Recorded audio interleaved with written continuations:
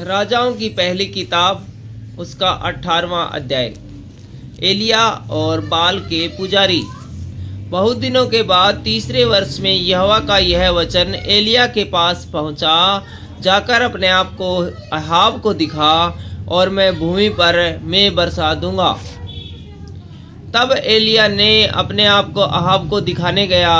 उस समय सोमरोन में अकाल भारी था। अहाब ने ओबगा को, जो उसके घराने का दीवान था, बुलाया।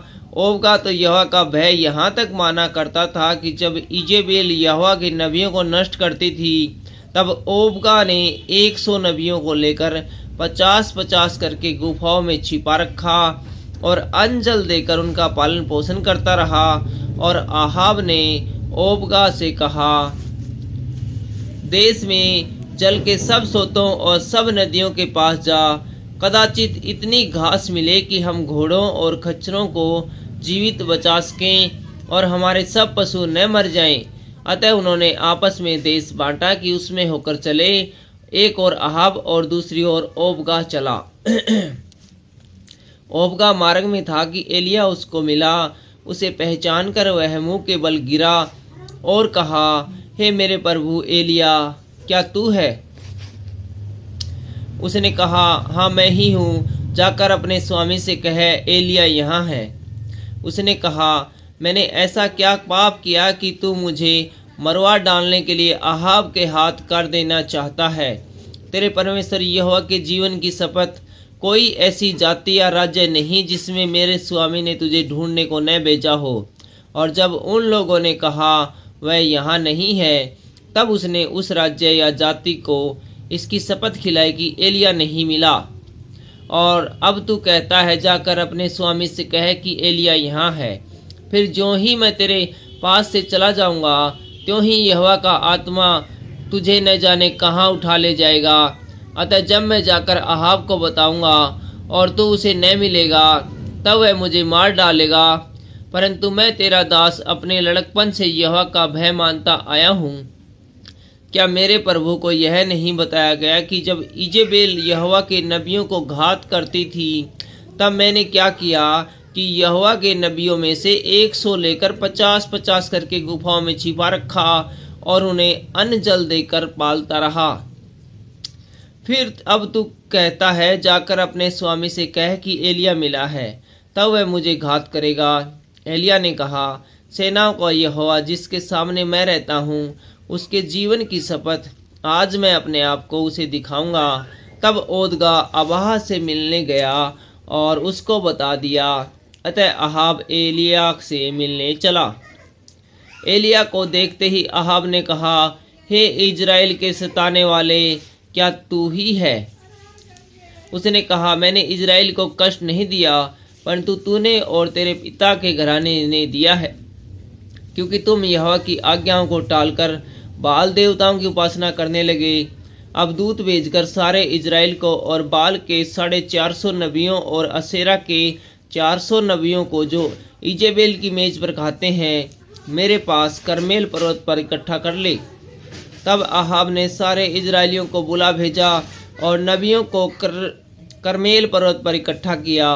और एलिया सब लोगों के पास आकर कहने लगा, तुम कब तक दो विचारों में लटके रहोगे? यदि यहोवा परमेश्वर हो तो उसके पीछे हो लो, और यदि बाल हो तो उसके पीछे हो लो। लोगों ने उसके उत्तर में एक भी बात न कही। तब एलिया ने लोगों से कहा, यहोवा के नबियों में से केवल मैं ही रह गया हूँ, और बाल के नबी 450 मनुष्य है। इसलिए 2 बछड़े लाकर हमें दिए जाएं, और वे एक अपने लिए चुनकर उसे टुकड़े टुकड़े कर काट कर लकड़ी पर रख दे, और कुछ आग न लगाए।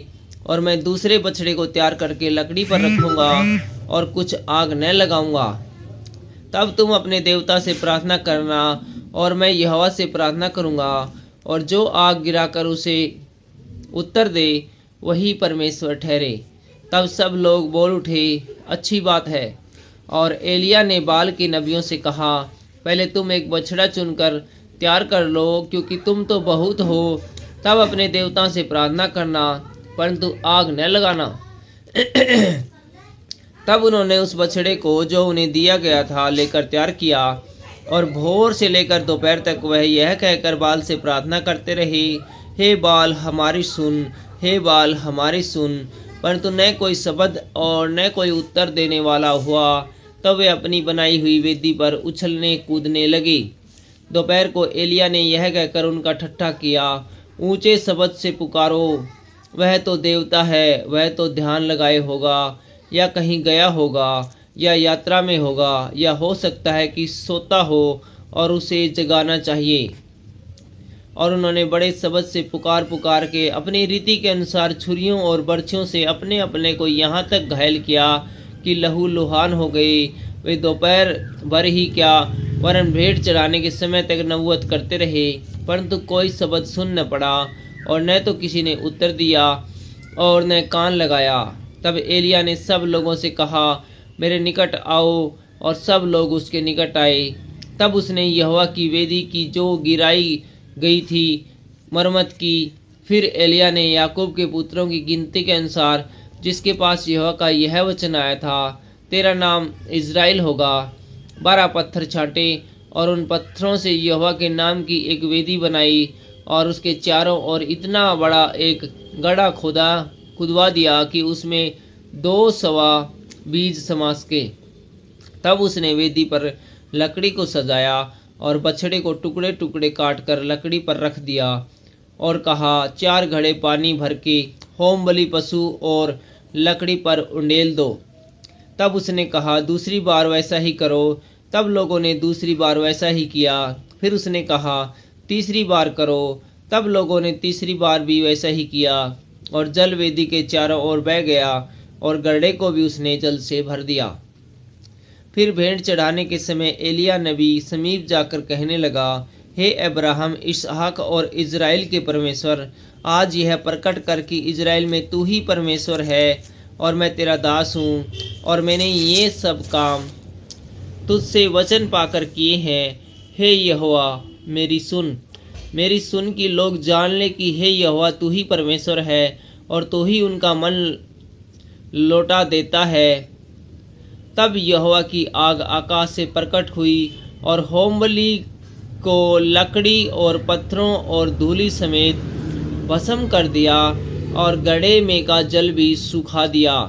यह देख सब लोग मुंह के बल गिरकर बोल उठे, यहोवा ही परमेश्वर है, यहोवा ही परमेश्वर है। एलिया ने उनसे कहा, बाल के नबियों को पकड़ लो, उनमें से एक भी छूटने न पाए। तब उन्होंने उनको पकड़ लिया और एलिया ने उन्हें नीचे किशोन के नाले में ले जाकर मारा डाला। अकाल की समाप्ति। फिर एलिया ने एहाब से कहा, उठकर खा पी, क्योंकि भारी वर्षा की सनसनाहट सुन पड़ती है। तब आहाब खाने पीने चला गया और एलिया करमेल की चोटी पर चढ़ गया और भूमि पर गिरकर अपना मुंह घुटनों के बीच किया और उसने अपने सेवक से कहा, चढ़कर समुद्र की ओर दृष्टि करके देख। तब उसने चढ़कर देखा और लौटकर कहा, कुछ नहीं दिखता। एलिया ने कहा, फिर 7 बार जा। 7वीं बार उसने देखा, समुद्र में से मनुष्य का सा हाथ सा एक छोटा बादल उठ रहा है। एलिया ने कहा, आहाब के पास जाकर कह, रथ जुतवाकर नीचे जा, कहीं ऐसा न हो कि तू वर्षा के कारण रुक जाए। थोड़ी ही देर में आकाश वायु से उड़ाई हुई घटाओं और आंधी से काला हो गया और भारी वर्षा होने लगी और आहाब सवार होकर इज़राइल को चला। तब यहोवा की शक्ति एलिया पर ऐसी हुई कि वह कमर बांधकर आहाब के आगे आगे इज़राइल तक दौड़ता चला गया। Thank you.